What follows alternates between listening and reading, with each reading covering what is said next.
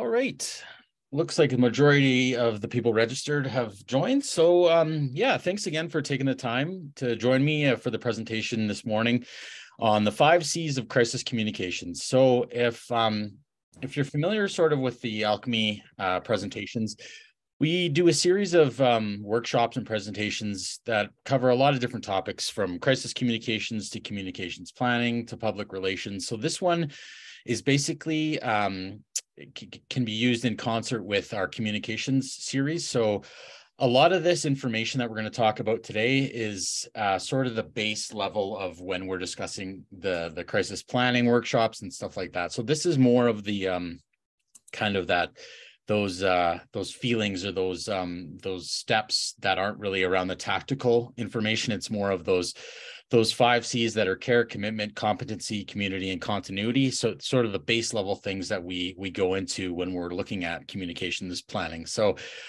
before we get started today, I'm just going to do a few little things of housekeeping. So we're going to be recording today's session. So if at any time we're also going to be doing some group sharing and some just comments. So if there's anything that you wouldn't like to be included in the recording once we post it, just send me a quick message on the chat. And then I can take care of that when we edit the presentation. That being said, as I mentioned, so the sort of the way we do these presentations is a lot of audience participation as well. So it's encouraged. If you do have any questions or comments, you don't have to wait till the end. Just I just ask if you do have a question, just use the raise your hand function on the chat, or you can just put your question directly into the meeting chat there, and I'll get to those as well.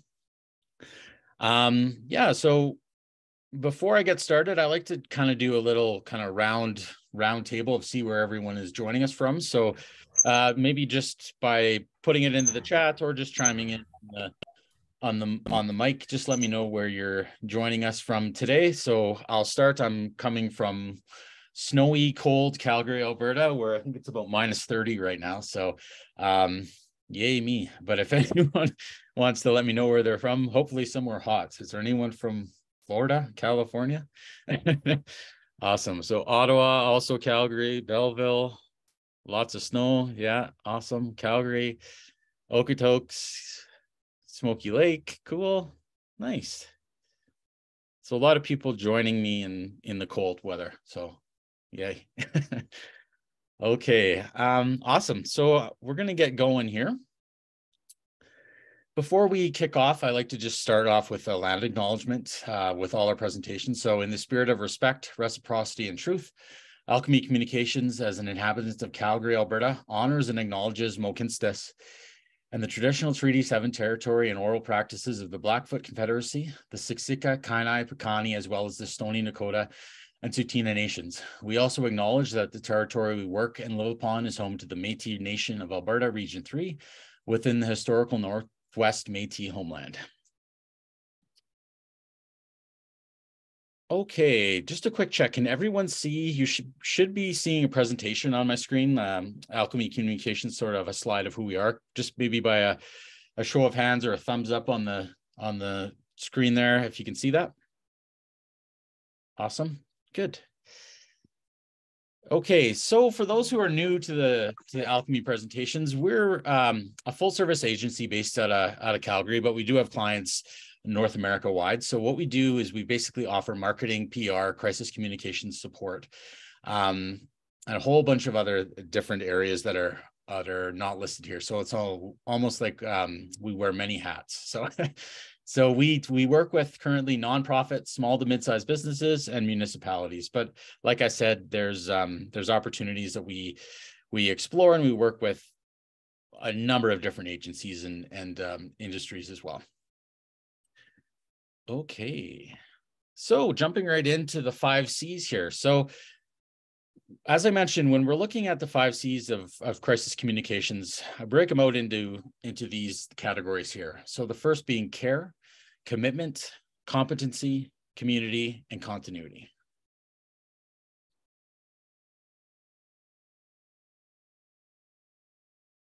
So you're probably wondering what's the point of these? Like, can't we just get right into the crisis planning and drafting of key messages and doing the tactical stuff? you can. But I think what the main goal of these and the point of identifying these, and we term them the 5 C's, but I think it's just critical thinking in general, is that when we're faced with crisis or any situation that is sort of out of the norm, whether it's in business or day-to-day life or anything, our brains as human beings, we tend to go into that fight or flight mode. And that's no different when we're dealing with a crisis situation in communications. So when we're in that situation, it's just human nature. It's not ideal when we're dealing with that type of thing. So the importance of having that framework and being ready to identify these potential tricky situations, what that does is it centers the mind, and it brings you back to that solution-based or solution-focused mindset of how we should be looking at crisis communications and scenarios that are potentially damaging to reputational sort of brand, anything that could be seen as an impact and impacting that negatively as well. So what it does as well is it reduces that sort of that urge or that feeling that you need to react right away. So whether that be in a crisis situation where you notice maybe someone posted a damning social media message, or you get a call from a reporter that they're asking for a comment on a situation that has escalated and moved into that crisis scenario.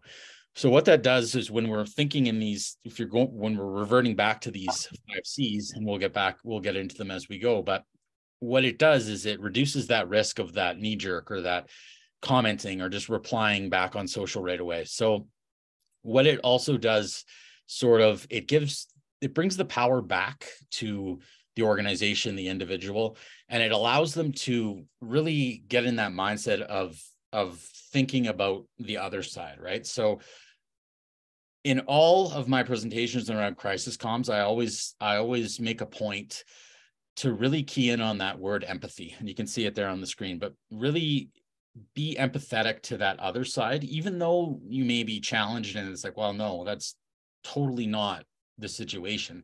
You need to have that empathy or the empathetic side to that.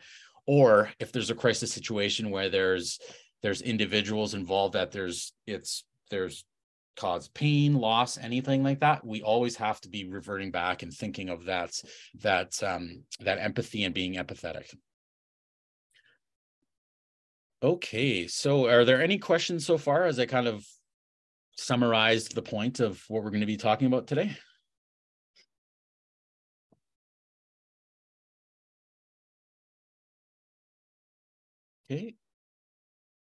Okay, so jumping right in to the first C of the 5 C's, which is care.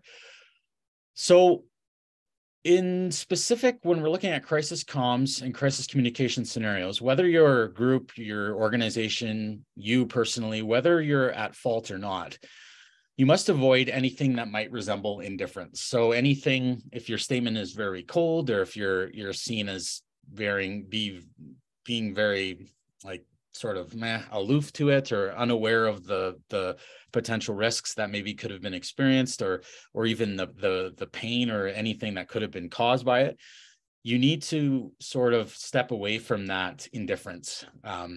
Even if it's a feeling, you can't let that be that overarching or that overtaking portrayal of that emotion. So the way that you really demonstrate, and you can demonstrate care, whether it's in written statements, in when you're giving an interview or anything like that, providing comment, really speak about what the affected people or parties have been through, rather than your experience or your organization's experience. If you've joined us on any other crisis comms planning workshops, there are a few where we go through examples and we play some examples of good media responses, and just really analyze ones that tend to really miss the point when it comes to that care and concern, and they're leading with indifference. So some examples of that I've seen is that if there's this one that comes to mind, where the person or the individual speaking basically said something along the lines of, "I want my life back." And the person saying that was in a very high position in the company, and was was probably making a lot more than the people affected.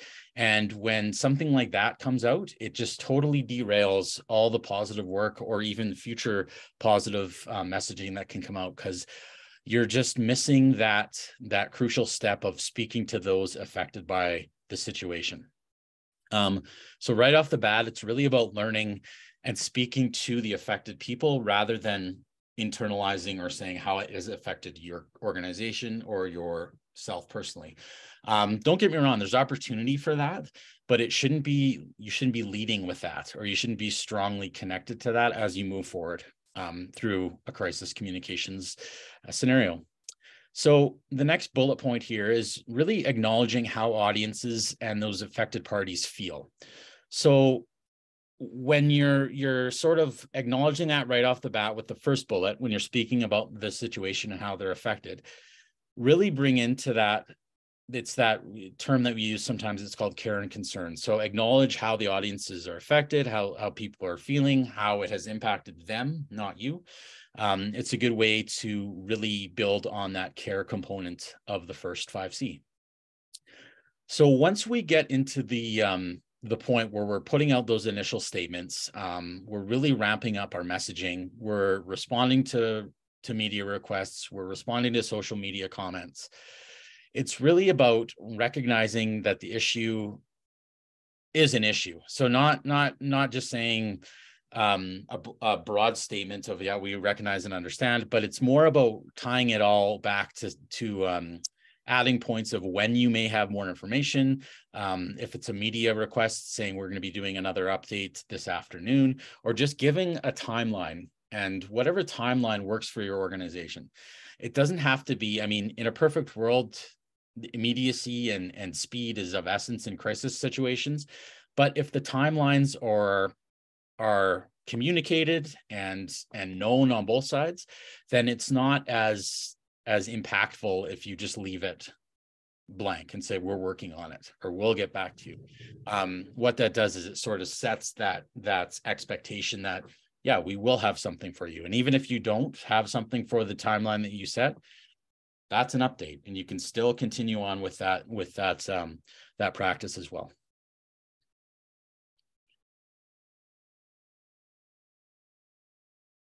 Okay, so as I mentioned, our workshops and presentations are very interactive. So this next slide here is I just want to really open it up to the group and discuss really any examples or times when you or your organization has put out a statement, or even if you've read something that made you feel cared for as maybe the affected, or even if you're on the other side, and really being that person that, yeah, we understand, we get it. So if there's any examples or anyone would like to share maybe about a time where you did that, and then on the flip side, was there something that you read or something that you were a part of that after the fact you or even during, where you felt like, well, we sort of missed the mark, or that makes me feel the opposite of this, I'm even more frustrated or angry. So you can put your answers into the chat, or you can just use the mic and share that way too.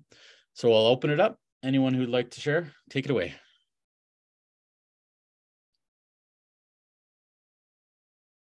Okay, we got one here on the chat from Robert. The maple leaf listeria issue I thought was well handled. That's a perfect one. That's actually an example that we use in one of our longer workshops. Is that's an example of the of how to do it right. So that's a good one to bring up. Thanks for that.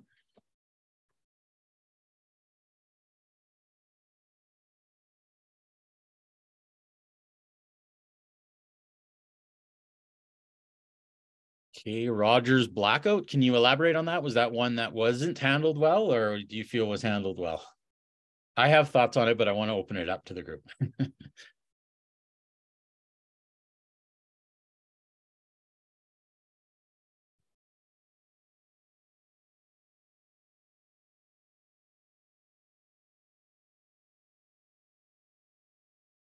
Okay, so that one was a tricky one because, yeah, exactly. I was just going to say, I think the biggest thing with that, and you're bang on, that's exactly how I feel. Anna, in your comment, you said you don't feel they cared enough, and I tend to agree with you. I think in the initial statements, it was more about the impacts of obviously areas of concern with businesses and basically banks and point of sale, stuff like that on that network. But I found that they missed the boat on the care and concern of that. So that's a good example for sure.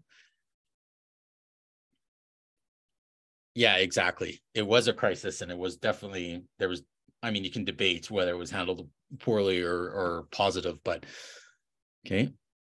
Another one here, not personally, but there was a job ad where it highlighted that they were looking for a unicorn.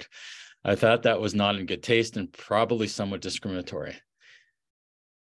Absolutely. I tend to agree. I think sometimes I get the point of what they were trying to do, but that could quickly escalate into a potential crisis situation where, like to your point exactly, it could be viewed as discriminatory and sort of not in good taste. When we're looking at language, you need to be hypercritical and sensitive, even though the word may be a buzzword or there's a term that's sort of out there. You need to use it in good taste sometimes, and just not be blinded by trying to get kind of clicks and likes and stuff like that. So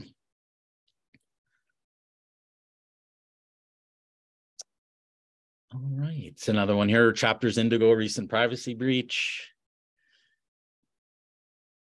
Great. So I think you kind of see a pattern here sometimes. So when we're looking at crisis communications and the responses, usually the ones that tend to kind of hit the main news cycle and sort of where we're talking about them in presentations like this are the ones from larger organizations or larger groups that impact a lot of people or a huge number of people.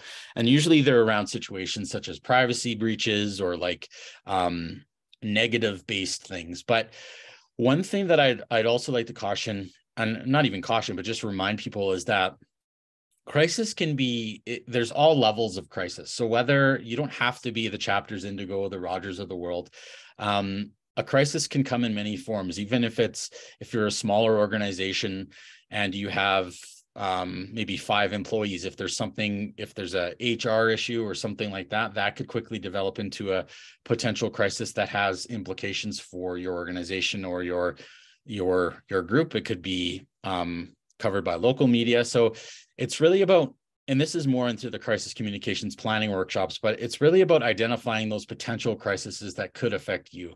When I do these workshops around that planning, we tend to sort of gravitate to the bigger ones. So like as I said, the privacy breaches, the potential malware attack or some cybersecurity, which are all plausible, but does it really make sense for maybe your organization? So are smaller things or less kind of maybe on the grand scheme that may not be a crisis for other groups, maybe that's a crisis for you. So that's just one little tip to maybe think about when we're in our crisis planning. So moving on now to the next C, which is commitment. So once you've acknowledged, you've used that care, this is the time to really show that your organization or you personally as sort of the spokesperson for that, or even you as an individual, this is your chance to really show what you stand for. So your commitment to the message, the cause, the issue at hand. This is basically how the public will see you and, lack of a better term, judge you. So this is your chance to tell the public how you intend to handle this situation, sort of the information that you know at this time, and then sort of going back to that timeline and those next steps, it's how you intend to follow through. So the way that you can really demonstrate commitment is, as I mentioned, outlining those next steps as you currently know at that time. You don't want to be, I'm not saying you should outline things that may not happen, but when you know that plan, and this is sort of everything that's in your crisis planning documents and stuff you've already worked on, because like I say, a crisis it's not if it's going to happen, it's when. So we're going at this like you're prepared to handle this. So outlining those next steps, posting those regular updates, keeping people informed. So whether it's the general public, whether it's media, just having that regular cadence of updating and being as transparent as possible, as much as you can. So Not saying that you're going to be an open book and share, because obviously there's situations where there's legal ramifications, there's privacy issues that you need to be aware of. But if there's things that are just better known right away, just get it out there. There's no fault in like opening up the curtain when needed. You don't have to be an open book, as I mentioned, with everything, but sometimes we tend to get in this especially in crisis scenarios where it's like we can't say anything, we don't say anything. That could be perceived as negative as well, because what that does is you're immediately sort of under that veil of secrecy. So if there's things you can share and that demonstrate that commitment, I would strongly encourage that as well.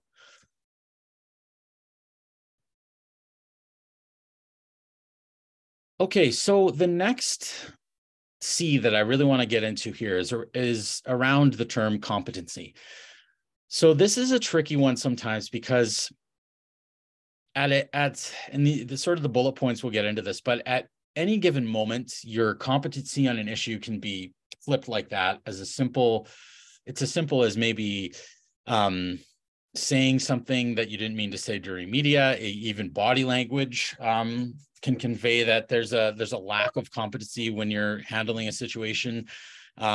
Even terms sometimes, if it could go, even if the way you look, like on camera, if you're asked a question and you kind of gaze to the heavens for answers, it could be seen as maybe thinking, or the audience might perceive that you don't know what you're talking about. Like you're kind of, like, so little things like that, we can kind of get into them as we go along. But the biggest thing with competency is this really assuring the public that you're capable of handling the situations, or you're capable of speaking to these issues or problems, and you have a good handle of what's going on. So as I mentioned before, the perception is reality. So if there's this perception that you're nervous or you don't really understand the situation, that's going to be the initial public thought, right? So a few little tips that we can get into here is just remain poised in front of media. So when dealing with those tough questions, and as I said, you'd be prepared going into these, but these are things to keep in mind, is that remain poised and confident when you're addressing the situation. Gather as many answers and questions as possible before making those statements or those detailed statements. So you don't want to be seen maybe during an interview or a press conference or a statement, or when you're giving the information, you don't want to be seen as answering questions or being caught off guard with maybe new questions during it, or saying, "Oh, can you elaborate? What, I didn't hear that." Like, there's ways to get around that, but you shouldn't be having that in the interview or the public statement. So executing on the next steps as you've outlined, what that does is it reaffirms everything with the first two C's, right? So that care and that commitment, it shows that you're moving forward on that. So you're the right person or the right organization to be outlining and executing those next steps. So as much as we refer back to key messages, it's always important to refer back to those steps. So when maybe faced with a question that's more timeline based, refer back to that timeline. And you may be sounding as like a broken record, or you're not really giving information, but the more you keep going back to that timeline as you know it and as you presented it, it just reaffirms that competency to that. You're not changing timelines as questions come up, you're sticking to that, right? And then finally, sort of to that point about communicating those timelines, avoid lip service. So avoid statements such as maybe, "Oh, yes, we're working on it," or "Yeah, we understand." And as I mentioned, back to that care component, don't just say something to maybe put the reporter at ease or the public at ease. And at ease, I mean by just saying that, "Oh, you'll work, we're working on it," right? Because then that just leads to more questions. Okay, so this next slide here is a little bit of a scenario where we're gonna kind of ask you guys to do a little bit of workshopping and having some fun here. So basically, the scenario here is that you're giving a press conference to address a crisis. You've had 24 hours to gather the information and prepare your statement, and someone asks you a question that you should know the answer to, but you don't. What is the best way? And as we go forward, there's no right or wrong here. It's just really, we're just going to learn from each other and discuss. So, but what's the best way to respond without compromising your competency too much? So what initial thoughts, how would you handle that? Maybe a question that you may not know the answer to or know how to respond. So maybe you can put your thoughts. I'll give you a little bit of time, maybe 10 minutes to brainstorm and think, and then we can come back and then you can put your thoughts into the chat and we can work through this. Awesome.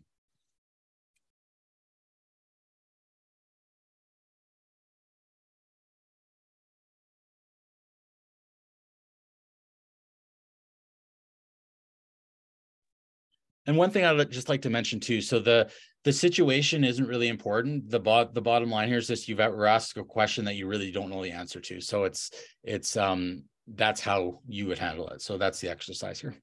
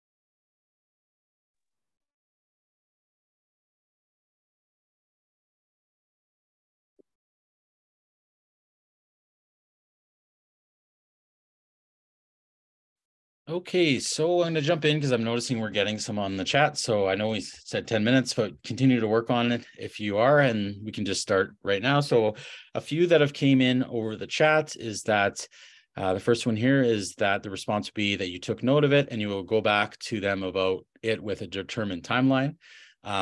That's awesome. That's great. So one thing that we do in our media training sessions too is if to this point, if you don't know something right now, don't feel obligated that you need to try and come up with some brilliant answer. If you don't know, you just communicate that and say that you'll get back to them and just make sure you have those timelines in check. So that's a good one. Another one here is I don't have the answer to that right now, but I promise I'll get back to you as soon as possible. Perfect. Yeah, exactly. Sort of what I mentioned before. And another one here is I tell them that I don't have the information at hand, but we'll share details as soon as possible. Okay. Another one here is based on my observations, I've seen people answer it with useful info, but not directly answer. And it seemed to sound okay if done well. Other times they redirected the question into another topic, less effective, and sometimes the reporter will call them out on it. Yeah, totally. So other times they've said Still collecting info on that, and will follow up once they have the facts, which sounds reasonable, but can be damaging if it's assumed they should know it. That's an excellent point. So going back to that competency C, was that if you're getting questions that you should know the answer to, and you're constantly deflecting or saying, I'll get back to you, I'll get back to you, that is damaging. And good point to that, to that point. Let me see, Robert, for that. What that does is if you're sort of your tactic is just to say, I'll get back to you, then it sort of brings down that competency C. So it makes you look like you don't have that, you don't know what's going on. You're sort of just deflecting. So Mariana says, I would stay calm and ask clarifying questions, paraphrase the question I was asked to confirm I understand. Then I'd share what I do know and be honest. Say something like, I could give you a partial answer, but I would like to consider it further and get back to you with a full answer. I'd also make a note to show that I'm willing to listen and learn. Perfect. So another way that you can do that without sort of saying, I'm going to give you a partial answer, is just we're going back to, so when you're in this, we're assuming that when you're in this interview, you have prepared, you have your key messages. So it's going back to that information that you do know. So sometimes it may seem that you're just repeating yourself, but what that is doing is it's saying that it's reiterating that competency, but it's also saying that, acknowledging that this is what I know at this time. And then if that question does come up, you can say, I'll get back to you with the answer for that portion, but this is what I can tell you right now. So a comment here is another important aspect is to feel confident and calm. So it is important what you say, but it is important what you say, but also how you say it too. Nonverbal, tone, body language. Exactly. So that's an excellent point, Annette. So when you're back to that sort of that competency and you're sort of caught off guard with that question, if you appear to be rattled, like physically, that can come across too. It's like, oh, gotcha, we got him, or something like that. So always critical, important to be kind of aware of your body language, your tone, what you're portraying, even in a nonverbal sense as well. So a few little things and tips that I like to also give out, and how maybe I would handle this, is that always offer to follow up. So even, and all these answers were sort of based in that, so good, and thank you for that. But even if you don't have the answer right now, you could still demonstrate that you're committed to, or you understand, and you know that you're going to be resolving this situation. So even offering up to follow up with the person asking the question, even if they don't ask it, like you can say, I will be following up with all of you, and then shifting that back, saying that what it does is it demonstrates that you're committed to this. You're not just doing the press conference and then disappearing and all that. So it shows that you're making this a priority and you're getting the information that they need, because when we're discussing media, especially, their audience is your audience. So you're trying to connect with the people that you want to. So you're using that media as that conduit to connecting with your customers, your residents, your stakeholders, whoever it is, right? So it's about understanding and offering that follow-up. Redirect, or redirection, is a word that you may have heard when you're looking at crisis comms or responding and putting together plans. It's about acknowledging that question, but if the question is sort of outside that scope of information that you've gathered at the time, or you maybe feel you're not the appropriate person to answer it, rather than trying to answer it or getting caught in saying something that could be spun or flipped around, you can redirect and say, that's an excellent question. I don't have that information, but I'll make sure to pass it on to one of my team members who can provide you with more detailed response. And then what that does is it acknowledges that there's still competency there. You're just moving it to another individual that is more well-versed to answer that question. So especially in crisis situations, it's really better to not just say, I don't know, but it's to answer those questions as best as your ability. So be transparent, saying if you'll follow up, you'll follow up. If you're not the best person to answer, acknowledge that. So it's demonstrating that commitment, and that competency goes a long way. Okay, a few more that came in on the chat while I was talking there. So in this instance, how would you address it if you were speaking with a number of reporters? Provide the channel means you will answer the question. Yeah, so if you're doing more of a press conference style, and that question does come up, you can flip that and say, thank you very much. I don't have the answer at this time, but will be posting updates, and I'll be taking all your questions back to my team, and we will be providing an update at a later time. So bringing back to that timeline. Or another thing that I've seen is that, so this goes for public or media. And one thing that we do is if there's a way that you can gather all the information, so maybe there's a page on your website, or if there's somewhere you can drive people to get the latest update information, including the answers to these questions heard today, it's a good way to kind of get all that information in the same spot as well. Last one here is acknowledge the question, admit that you do not know the answer, and offer to follow up. That's a great point. Sometimes we get caught in this, like with media interviews, especially, there's this sense of, especially when you get that call, it's like, oh, I'd like to speak to you. There's someone, it's like, oh, I feel important. They're going to talk to me. And then it feels like there's this, like, I have an obligation to say something or give an answer, or this has to be, I have to sound smart, or I have to say something that'll be like the best quote for the paper. And that sometimes can be detrimental, right? So if you don't know the answer, and as I said, or if you're a person who's maybe not served to answer that question, it's about using that language of the redirection or acknowledging that that's a great question. I don't have the answer right now, but I'll follow up with you and get back to you. So it's always good to follow up rather than trying to make something up or looking to the heavens, like I mentioned before, and pulling things out of thin air, because then you will get called out on it if it's incorrect, for sure. Okay, thank you very much for that to everyone who shared.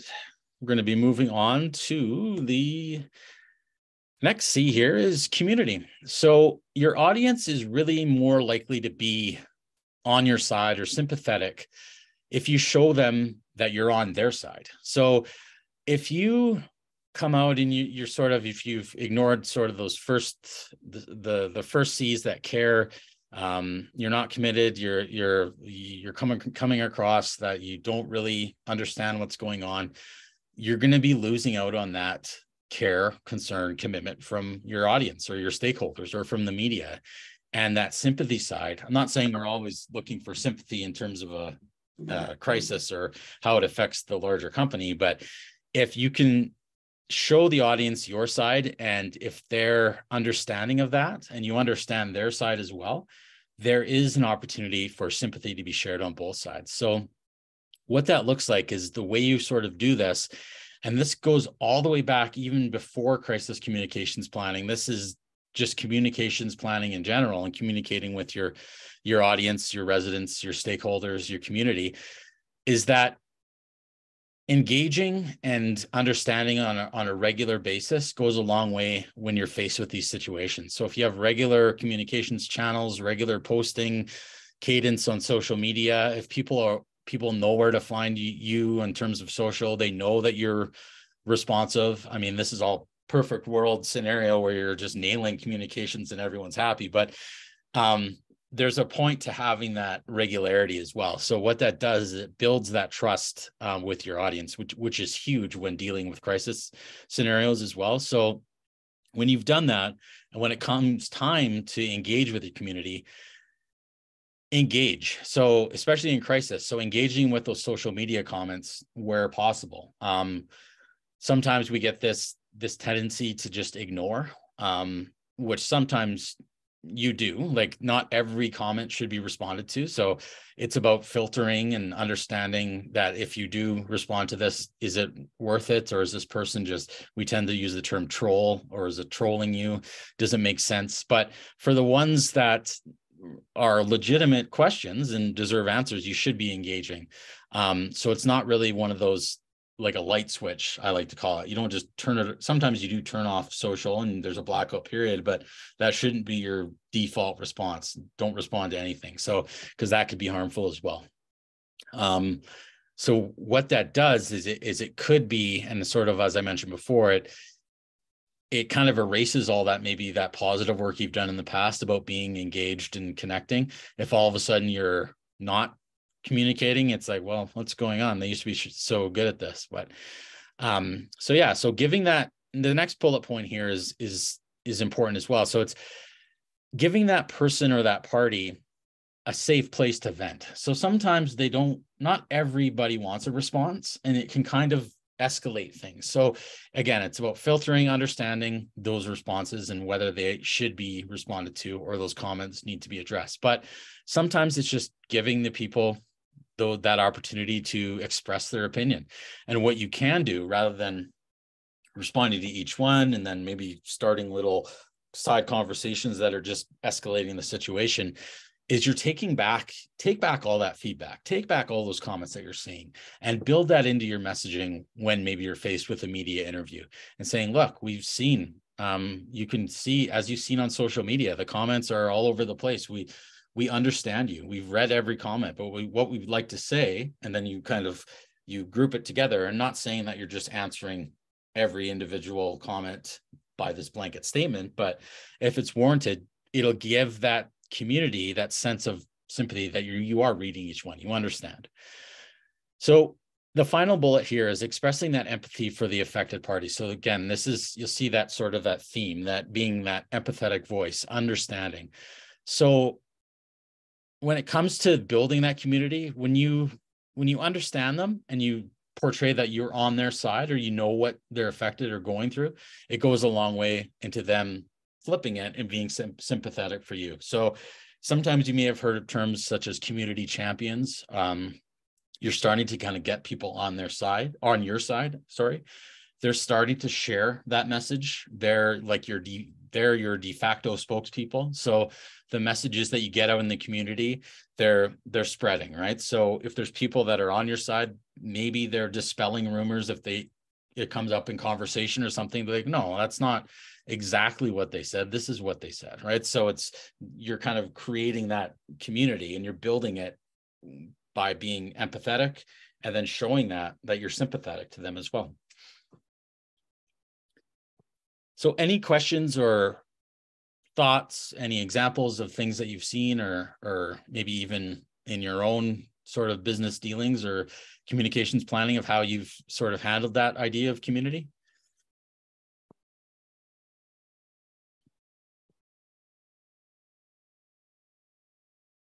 And if anyone wants to jump in, just feel free to unmute and you can start talking as well.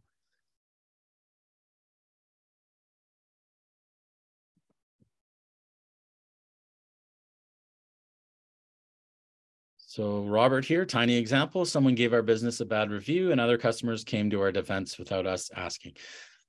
Awesome. That's exactly what you want to see happen, because what that shows me, and what that shows the general public too, is that all the work you've done, it's meaningful, it's doing something. So I'm not sure exactly what industry in, but it's building that trust. So when someone sees that, they're like, no, that's not true, I'm going to chime in. So there's like almost like they feel like there's this commitment to defend the organization, like even with people that maybe don't work there but are customers, right? So it's good. Another question here from Anna. I'm just curious what other people's thoughts are when an organization responds to a comment with something along the lines of, please reach out to us directly. Respond to that. It sometimes works, not always. Anyone else like to comment on that, or any thoughts around it?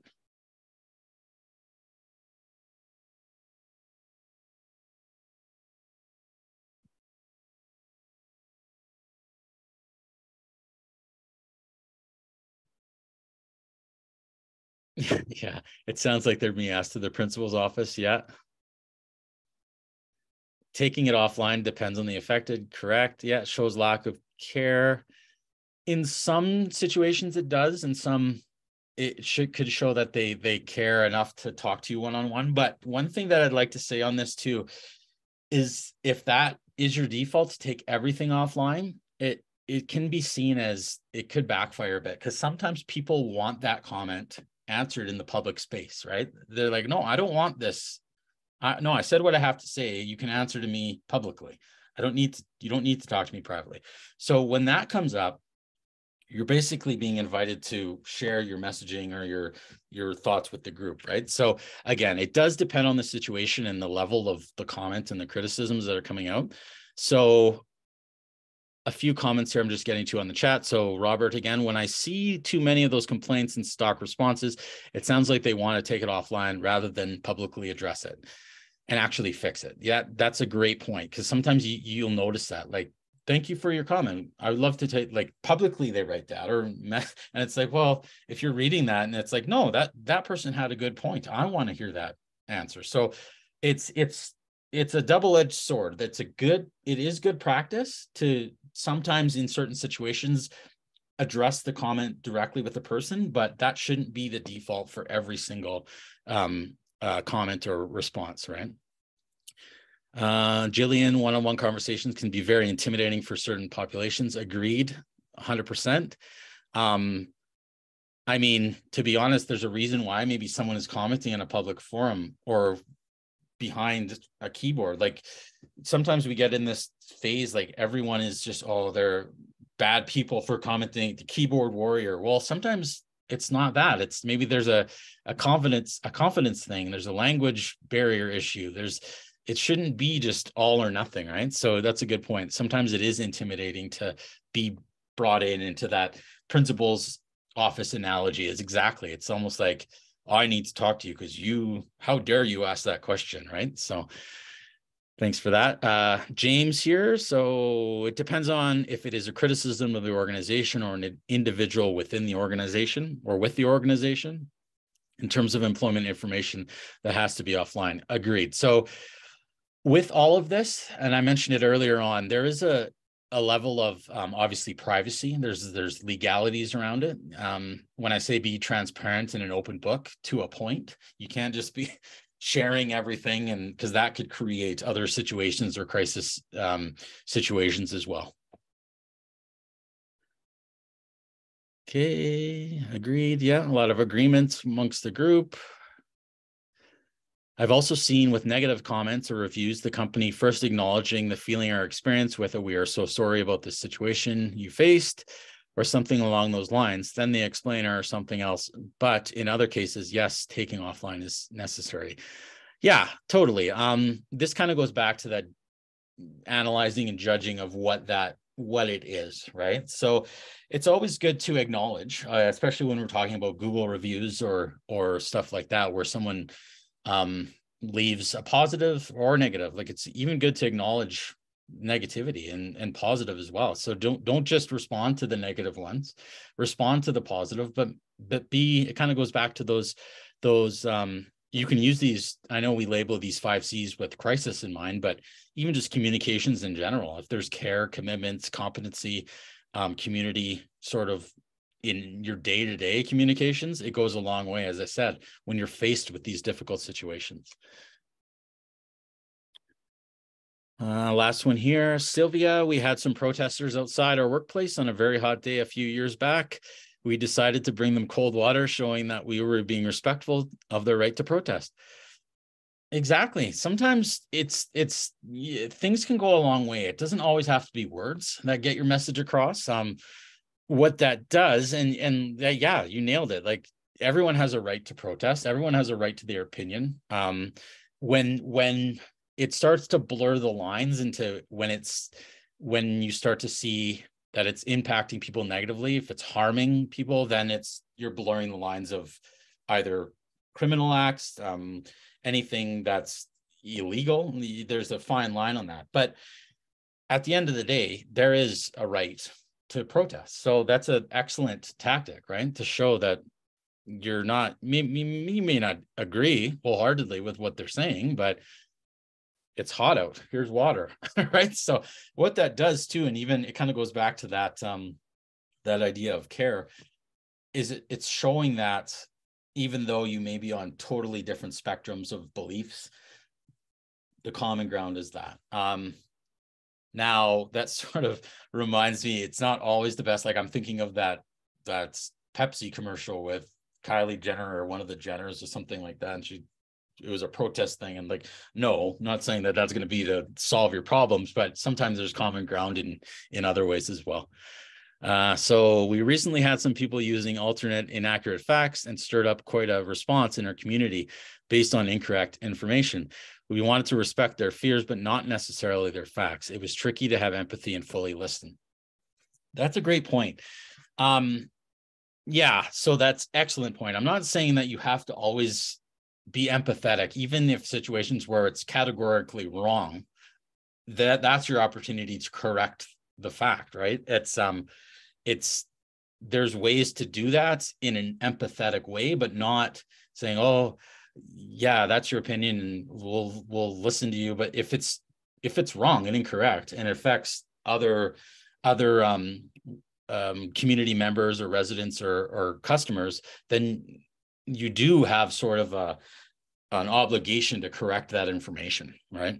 Depending on what industry, especially if it's in, example would be if you're a municipality, right? And if there's information that's could be maybe a safety risk, or if it's totally inaccurate, then it is responsible to get that information correct as well. Okay, so finally, the last C, as we almost wrap up here, is that continuity. So this sort of goes back to that having everything in place and planning, and this isn't just related. These C's can be used across all communications planning and channels, not just crisis. But so when things go wrong, for a lack of a better word, if you're sort of faced in that tough situation, people are looking for someone for an answer, or that structure, or that when something is in chaos or perceived to be chaos, they're looking for that continuity, or that, okay, let's bring things together. So in our role as communicators or sort of spokespeople, or even heads of organizations, this is sort of where we can take all of those 4 C's and bring them all together to bring that structure back or maintain that continuity. So it goes looking back at all of them with that care, commitment, competency, community. If you tie those all together, so if you're bringing in that empathy from the care, if you're sharing that you have those timelines in a positive, not even positive, but just you have them laid out and they're understandable. If you're seen as that leader, if you know what's going on, that brings everything back to that continuity side and engages your community and leads to those examples that Robert mentioned, that people are just defending you, that they may have seen that even before you've had a chance to read that review, and they're answering in the way that you would, right? So it's about building and pulling all those all together to really reassure your audience, right? So the way you can demonstrate this is giving that transparency into your world, into the processes, into how you handle these situations. Again, with the caveat that you're not sharing everything that could be seen as maybe there's like I said, a privacy issue or anything that could be detrimental to your organization or employees within the organization. Offering those regular updates, saying that you'll be updating, we'll have another update for you. And even just when you're not in a crisis situation, having that sort of understanding of you are open, you do provide regular comments, feedback, you are active on social, you respond to questions. It goes a long way. So ensuring that when you are faced with new information, it's always coming from that same voice. And in some cases it's a person, some cases it's the organization, sometimes it's a department within the organization, but always keep that continuity, that voice the same. So if there's a designated spokesperson, maybe they're with that strict, they're kind of in that line of messaging.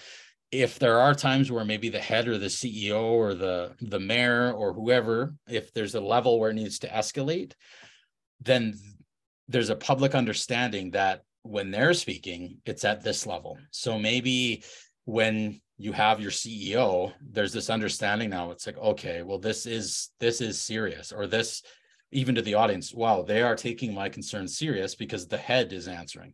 It's not some Drew PR guy talking, right? It's the head of the organization. So it's really about having that continuity. So on the flip side to that, don't always trot out your CEO for things that maybe can be handled by Drew, PR guy, right? So it's about really understanding of who is more best served to answer or even be out there in the public during certain situations. Okay, some few questions here coming in on the chat. So I apologize if these kind of came in from the last topic, but I'll bring them up. So sometimes people are acting in bad faith. Not every comment or piece of feedback is just or actionable. That's awesome. Great point, James. Sometimes people, you hear the term that they're banding together or they're rallying, or some people might not even, it's information that is totally incorrect, but it's almost this feeling, I think the more we get it out there, they'll take us serious. So it's good to acknowledge that as well. And to be honest with you, sometimes the public or even media, they're not stupid. If they can see that there's a common thread of a comment of, especially when we're talking about that misinformation, and it's all generally around the same group or people, then they will do their due diligence to look at it. But sometimes it's like, again, that bad faith, or there's an axe to grind, right? So excellent point there. Robert, I think some school boards could use PR 101 training. Yeah, some seem opaque, unaccountable, and just seem to care about parents' concerns. CBC did a story on one Alberta board refusing HEPA filter units in class. I read that, yeah. But not being transparent about the reasons, internal processes, research sources. I wonder how they get away with this. Yeah, so yeah, I can understand that. I think part of it too is sometimes people are faced with, for lack of a better term, they're stuck between that bureaucratic stuff, right? Sometimes they're just like, they would want to get that information out, but it's like, don't say that, or you can't say it, like, and it's tricky because it's like, no, if we just said this, it'll help. But sometimes it's tough to try and basically sometimes change minds and opinions of people that are, you hear this, it's above my pay grade, right? So sometimes it's hard to understand that.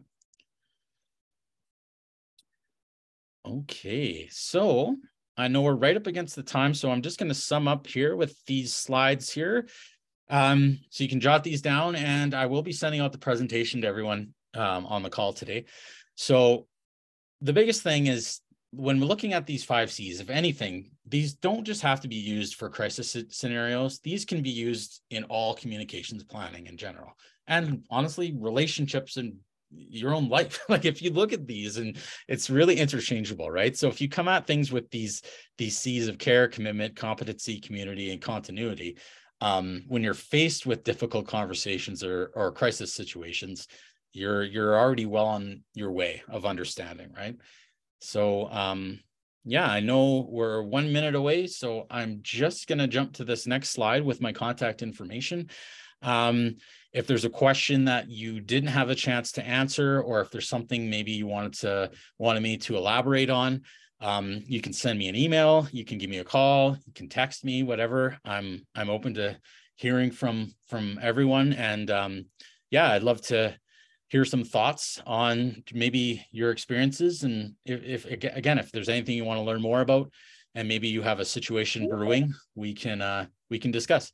So thank you very much. It's 11 o'clock. I hope you have a great day. And if you're in Alberta or wherever it's cold, stay warm. And thanks again for joining, and I'll talk to you later. Have a great day.